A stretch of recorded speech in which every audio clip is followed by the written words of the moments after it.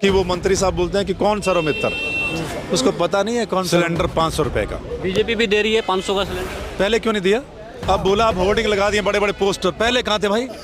1150 तक ले गए। आप देखिए 400 कुछ रुपए से 1150 तक ले एक गए। सवाल मेरा और, अगर आप चुनाव नहीं लड़ रहे होते, आपके पास कांग्रेस की टिकट नहीं होती, आप पत्रकारिता कर रहे होते, मसला चला रहे होते, तो सिरसा की राजनीति को कैसे देखते?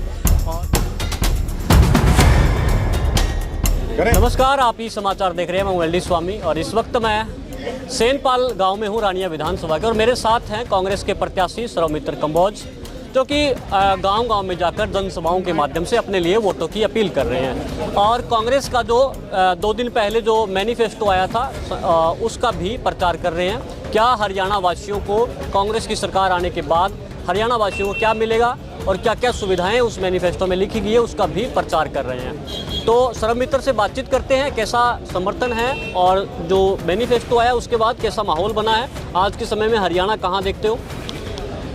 बहुत अच्छा माहौल है। और अभी जिस गांव में हम बैठे हैं सैनपाल में, आप देखिए कि यहाँ का, ये पहले कभी इनेलो का गढ़ हुआ करता था पूरा गांव।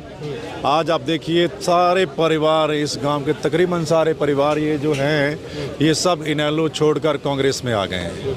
तो इसी से आप अंदाज़ा लगा सकते हैं कि इनेलो तो यहाँ पर बिखर गई है, कुछ भी नहीं है। यानी जो माहौल है वो कांग्रेस के पक्ष में है, पूरे हरियाणा में ही माहौल कांग्रेस के पक्ष में है। ये बात तो नेचुरली हाँ, कैसा माहौल देखते हो?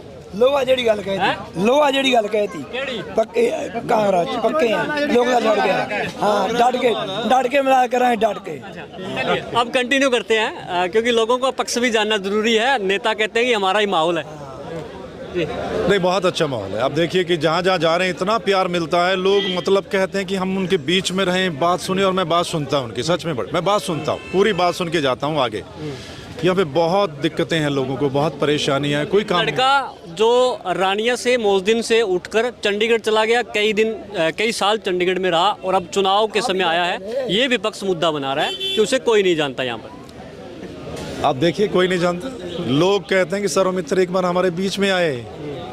सब जानते हैं सौमित्र को, क्योंकि सौमित्र ने पूरे हरियाणा के मसले उठाए हैं। पूरा हरियाणा प्यार करता है और सौमित्र का तो पूरा हरियाणा घर है भाई। सौमित्र ने पूरे हरियाणा के हर कोने में जाकर लोगों के मसले उठाए हैं। सौमित्र कोई अकेला मौजदीन का नहीं है, सौमित्र पूरे हरियाणा के हैं। सौमित्र का घर मौजदीन हरियाणा में, पूरा परिवार मेरा यहाँ पे रहता है। उनको डर हो गया है सौमित्र से, जो ये परसेप्शन कर रहे हैं कि सौमित्र चंडीगढ़ में रहता है, उनको डर गए हैं। वो तरह तरह के हथकंडे अपना रहे हैं, गठजोड़ कर रहे हैं, पता नहीं क्या नाप शनाप बोले जा रहे हैं। उनको सब पता है। मैं सुन रहा हूँ कि वो मंत्री साहब बोलते हैं कि कौन सौमित्र, उसको पता नहीं है कौन सौमित्र, पूरा हरियाणा जानता है।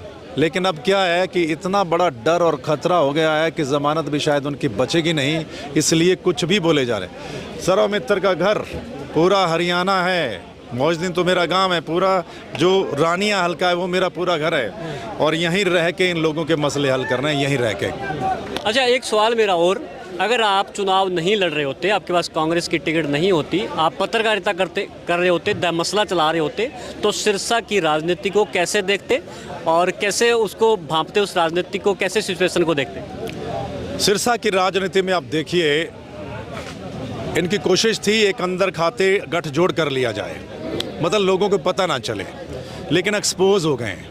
और मैं अगर पत्रकार होता तो इनको अच्छे से एक्सपोज और कर देता, क्योंकि मैं जानता हूँ पॉलिटिक्स इनके।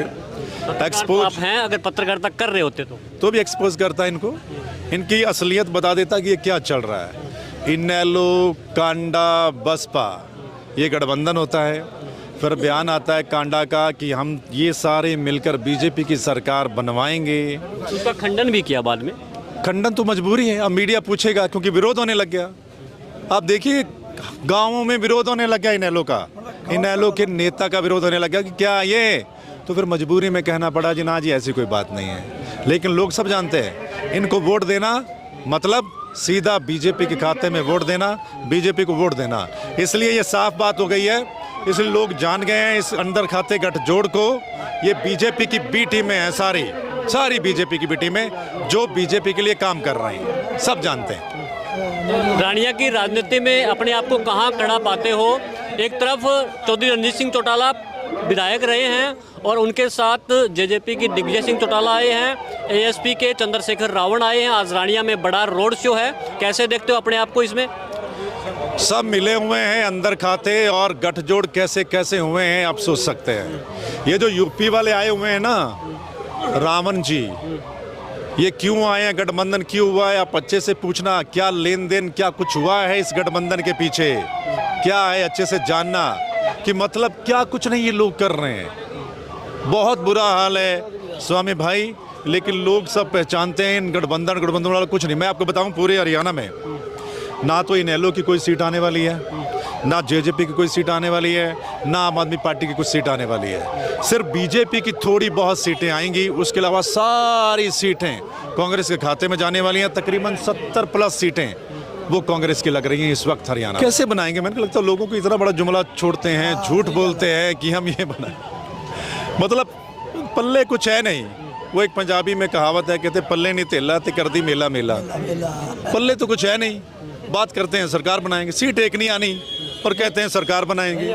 मतलब कमाल की बात है, सीधी सी बात है। लोगों को एक बार फिर बेवकूफ़ बनाने की कोशिश है, गुमराह करने की कोशिश है, लेकिन इस बार लोग बड़े समझदार हैं भाई। कोई दाल इनकी नहीं गलने वाली है, कोई दाल नहीं गलने वाली है। सर्वमित्र को क्यों वोट दें लोग रानिया में? सर्वमित्र को इसलिए वोट दें क्योंकि सर्वमित्र मसले उठाएं और मसले उठाएगा। रानिया के मसले विधानसभा में उठाए जाएंगे, हक लेकर आया जाएगा। नशा मुक्त करना है और रानिया सभी लोग उठाएंगे मुद्दे। तो किरदार कहाँ है? उनको तो पहले मौका मिला हुआ है। मंत्री पिछले 5 साल कहाँ था? मंत्री ही, कैबिनेट मिनिस्टर, बहुत कुछ कर सकता था, लेकिन क्या किया? कुछ नहीं। इनेलो को पहले मौका मिल चुका है, सब लोग जानते हैं उनके बारे में। पहले क्या किया? सरकार में रही है भाई, सरकार उनकी रही है। सिरसा के लिए किया क्या ये बता दीजिए? कुछ नहीं किया। सर्वमित्र पर भरोसा है लोगों को। ये बंदा आया है, नौजवान है, मसले उठाए हैं पहले पूरे हरियाणा के।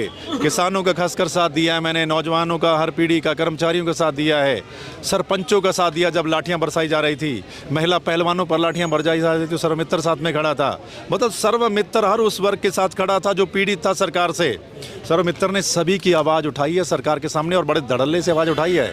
इसलिए लोगों को भरोसा है एक ही बंदा है जो उनके लिए खड़ेगा और काम करेगा, और यहाँ के मसले जो हैं वो हल करवाए जाएंगे। राजनीति में सत्ता पाने के लिए वायदे और मैनिफेस्टो वो महत्वपूर्ण होता है। कांग्रेस का मैनिफेस्टो क्या है, हमारे दर्शक जानना चाहते हैं। कांग्रेस की अगर सरकार आती है तो इन लोगों को क्या मिलेगा? बहुत बड़ी बातें हैं, ध्यान से सुनिएगा। कांग्रेस की सरकार आएगी, बुजुर्गों की पेंशन जो डबल हो जानी है, 6,000 रुपये। जो बिजली का बिल है तकरीबन 0 हो जाएगा। 300 यूनिट हर महीने बिजली फ्री, तकरीबन 0। सिलेंडर 500 रुपये का बीजेपी भी दे रही है 500 का सिलेंडर। पहले क्यों नहीं दिया? अब बोला, आप होर्डिंग लगा दिए बड़े बड़े पोस्टर, पहले कहाँ थे भाई? 1150 तक ले गए। आप देखिए 400 कुछ रुपए से 1150 तक ले गए। फिर तो बीच में एक चुनाव आता है, 300 रुपये कम कर देते हैं। अब फिर चुनाव आता है तो कहते हैं हम 500 का दे देंगे। भाई दुनिया को बेवकूफ़ समझ रखा है क्या? अगला बताइए। इसके अलावा है गरीबों के लिए, सबसे बड़ी बात मैं गरीबों के लिए, जो पिछड़ा वर्ग है उनके लिए, जिनके पास छत नहीं है, मकान नहीं है, 100 गज का प्लॉट प्लस 2 कमरे पक्के बना के दिए जाएंगे। और ये होना चाहिए गरीब के लिए, ताकि छत उसको मिले। युवाओं के लिए क्या है, क्योंकि युवा मतदाता जो है वो गेम चेंजर होते हैं हर इलेक्शन में। युवाओं के साथ बीजेपी ने तो धोखा किया है। कांग्रेस 2 लाख नौकरियों का वायदा किया अभी भी। बिल्कुल 2 लाख नौकरियों का वादा अब सरकार कांग्रेस कर रही है। कांग्रेस बीजेपी कर रही है, तो बीजेपी ने पहले क्यों नहीं दी? 10 साल हो गए, पौने 5 साल इनको याद नहीं आया, कोई नौकरी नहीं निकाली। पिछले पौने 5 साल की बात कर रहा हूँ। लास्ट 2-3 महीने में कहते हैं कि हम 50,000 नौकरियां देंगे। भाई 2-3 महीने में कैसे 50,000 नौकरियां दे पाओगे तुम? नेचुरली वो मामला लटक गया, हाई कोर्ट में लटक गया है। मतलब जो लगे हैं ना बेचारे युवा, उनको भी भरोसा नहीं, पता नहीं वो रहेंगे कि नहीं रहेंगे। इतनी कमियां छोड़ रखी हैं उस मामले में। लेकिन अब कांग्रेस ने कहा है कि पक्की नौकरियां देंगे। जो 2 लाख नौकरियां हैं, इन्होंने तो कच्चे भर्ती किए थे, अब पक्की नौकरियां दी जाएंगी कांग्रेस की सरकार आने पर। तो एक सवाल और है मेरा कि बड़े कार्यक्रम रानिया विधानसभा में इस चुनाव में, क्योंकि 2 सप्ताह बचे हैं आपके पास अपने पक्ष में वोट डलवाने के लिए, तो कांग्रेस पार्टी का, सर्वमित्र कंबोज का बड़ा कार्यक्रम, कोई बड़ा नेता यहाँ कब आ रहा है, कब प्रोग्राम? हुड्डा साहब आ रहे हैं 22 तारीख को। 22 यानी कल, परसों। हाँ, हुड्डा साहब आ रहे हैं। 5 गांवों का प्रोग्राम है रानिया हल्के के। खारिया से लेकर उट्टू है, फिर मेरा खुद का गांव मौजदिन है, फिर मंगाला है, फिर बम्बूर है। इन 5 गांवों में हुड्डा साहब जाएंगे, वहां लोगों को संबोधित करेंगे। और उसके तुरंत बाद दीपेंद्र सिंह हुड्डा आ रहे हैं, वो जनसभाएं करेंगे पूरे हरियाणा, पूरे रानिया में। उसके अलावा भी बहुत सारे नेता जो हैं, पंजाब के नेता भी कुछ आएंगे, हो सकता है गुजरात के नेता भी एक आएंगे, बहुत युवा लीडर हैं। तो यहाँ बहुत बड़े बड़े लीडर आने वाले देखने को मिलेंगे। सब सर्वमित्र की सपोर्ट के लिए आ रहे हैं और यहाँ से कांग्रेस को जिताना है, यही सबका एक उद्देश्य है। धन्यवाद। बातचीत के लिए शुक्रिया। ये मेरे साथ थे कांग्रेस के प्रत्याशी सर्वमित्र कंबोज, जिनको आपने सुना और हमने उन तमाम मुद्दों पर, उन तमाम जो चर्चा है राजनीतिक, उन पर बात की, उनका बड़ा शानदार जवाब दिया। आप ये वीडियो इस समाचार पर देख रहे थे। मैं हूँ LD स्वामी। धन्यवाद।